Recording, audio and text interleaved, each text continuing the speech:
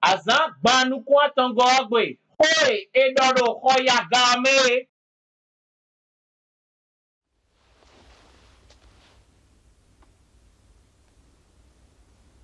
Mais yin da khoro mi me oni ti yoko budon.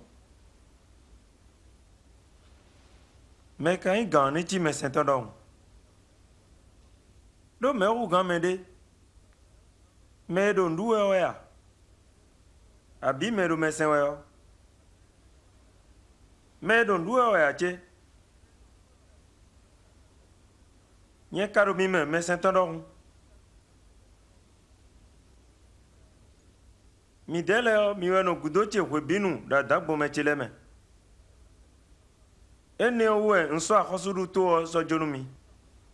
Dile toche sojonumi gmoye. Bonu mina dunu bonu sikhami do akhosudu to cheme.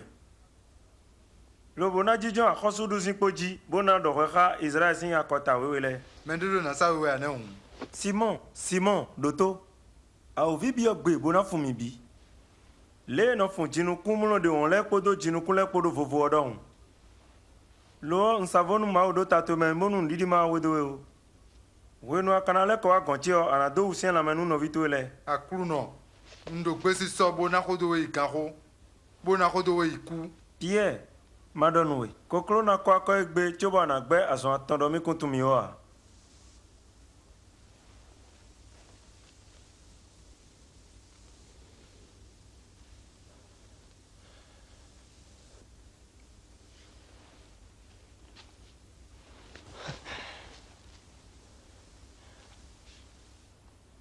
Wenu sami dobo mi marin debua mi jende doya. Mi jende doa. Amodion nous mededo akwe abiglo ni sorin.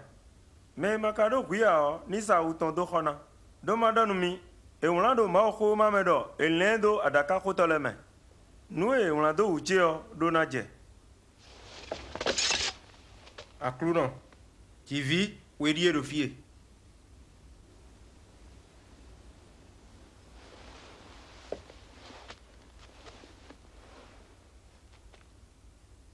Ekokpe. Mewe gan melebi.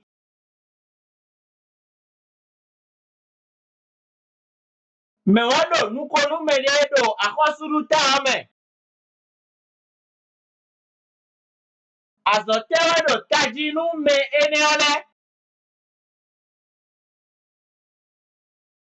Ne usihuyi gbenu Jesu sintito edo hodo agayido akwasuru ta tomelegbon.